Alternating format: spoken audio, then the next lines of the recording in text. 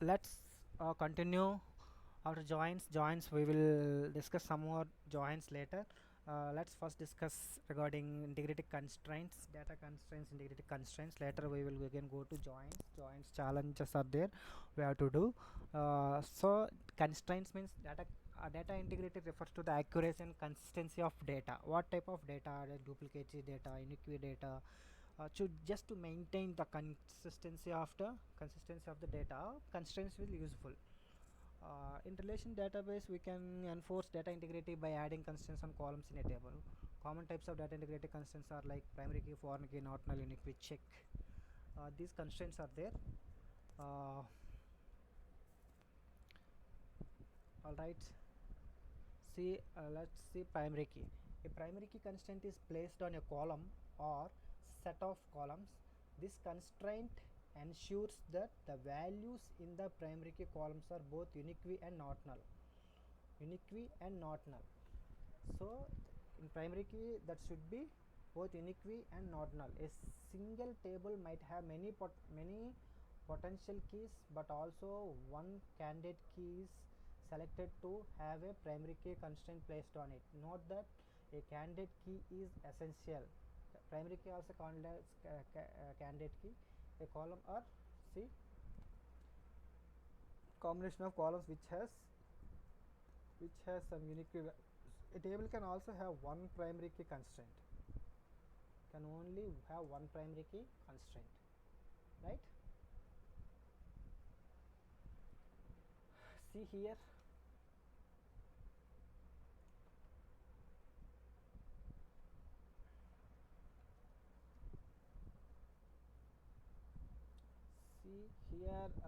Let's go to some departments. Their columns are there. This means that both unique values and also see here primary key integers not null. In that the department ID. See, if you want to if you want to test that with query, we can select count, and I am going to call this row count like see unique. See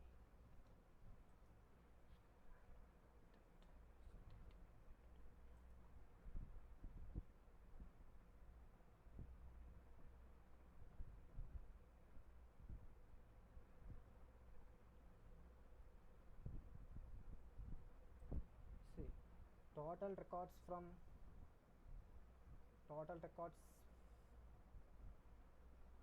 department ID, like row count and normal count. See, there is no nulls.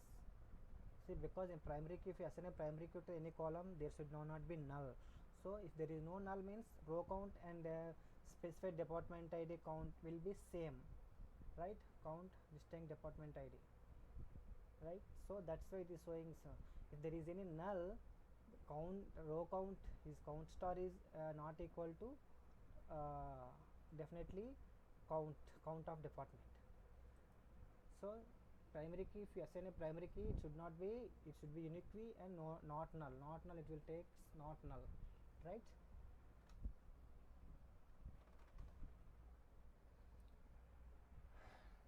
It's a primary key constraint. Instead of using the object explorer here to look at what constraints we have on the table, another way we can do it is by creating the information schema. Let's take a look at that. Like select tc dot table schema, tc dot table name, type constraint, ccu dot column name. From information schema dot table constraints, tc join information schema dot constraint column, so on like that. You can get information schema. Like in this case, I am filtering it just the departments table in HCM schema, and so this query is doing a join between the table constraints and the constraint column usage view. See, so in the table constraints, you just go up a bit. We can see that this view returns one row for each table constraint in the current database, and a constraint column usage view returns one row for each column in the current database that has a constraint defined on the column. See, so let's just run this query here. You will get like this, right? See, now we can see in the result that the departments table has two constraints on it. Departments table has constraint type, column name, location ID, foreign key, and department key, primary key. Alright, let's now go back to the slides. We now cover foreign key constraints. So it's time to talk about foreign key and how these relate to primary key case. This is best shown by example.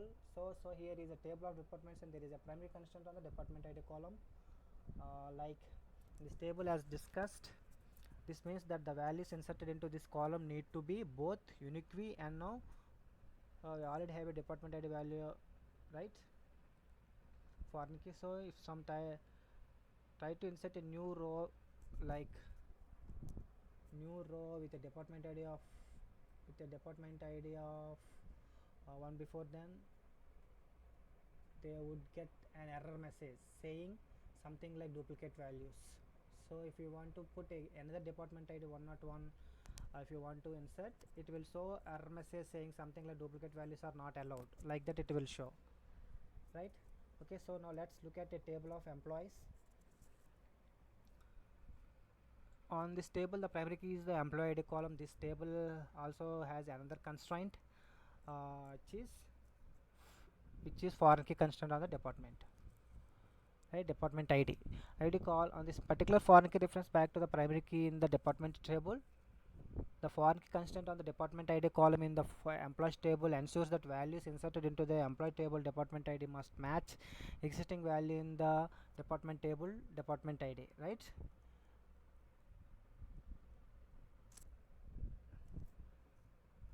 If someone try to insert a row into the employees table and give the department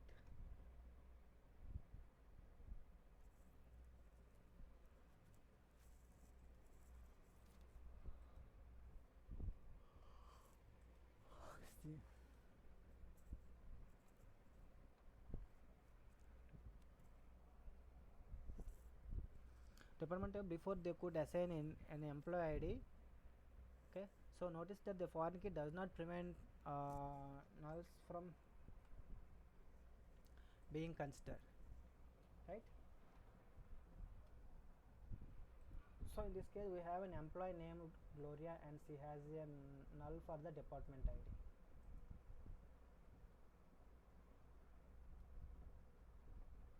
Although it has not been used here, often a foreign key column will also have a null.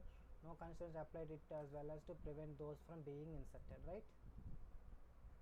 The primary key to foreign key relationship is a fundamental concept in relational databases.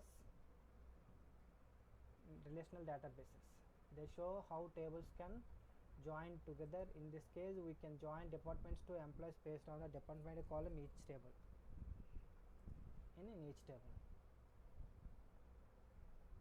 Right? See.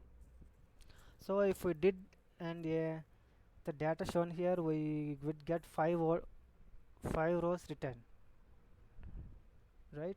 For one, two records, 4 there is no record.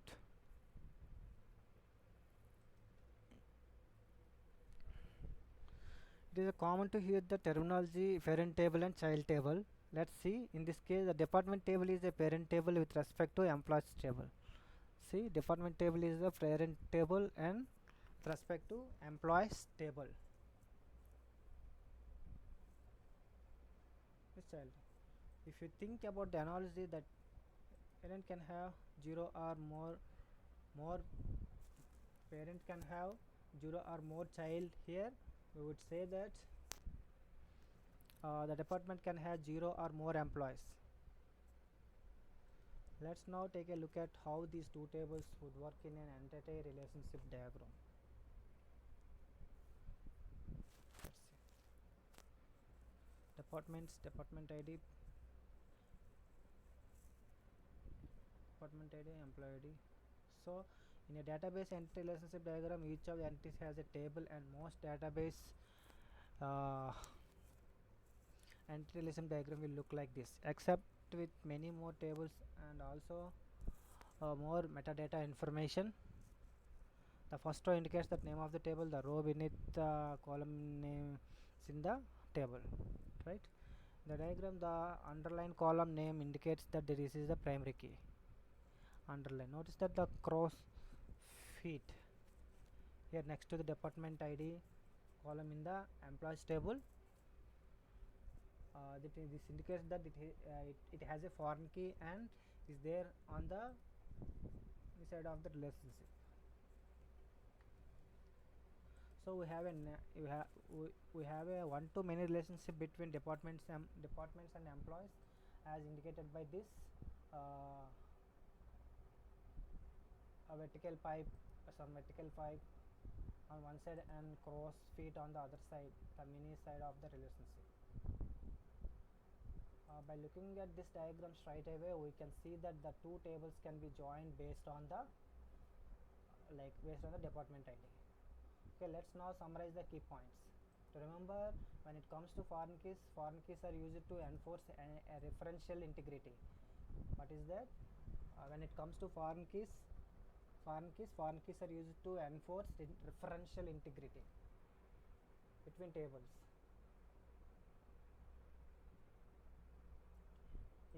In a one-to-many relationship, the foreign key constraint is placed on the child table. One-to-many relationship, the foreign key constraint is placed on the child table, which is the mean side of the relationship. The values of foreign key column uniquely identify a row of another table or the same table. Like when a foreign key references the same table, this is called a self-referencing foreign key. However, in most cases, the foreign key usually refers to the primary key. In another table, a column with a foreign key on it will only have values that first exist in the primary key.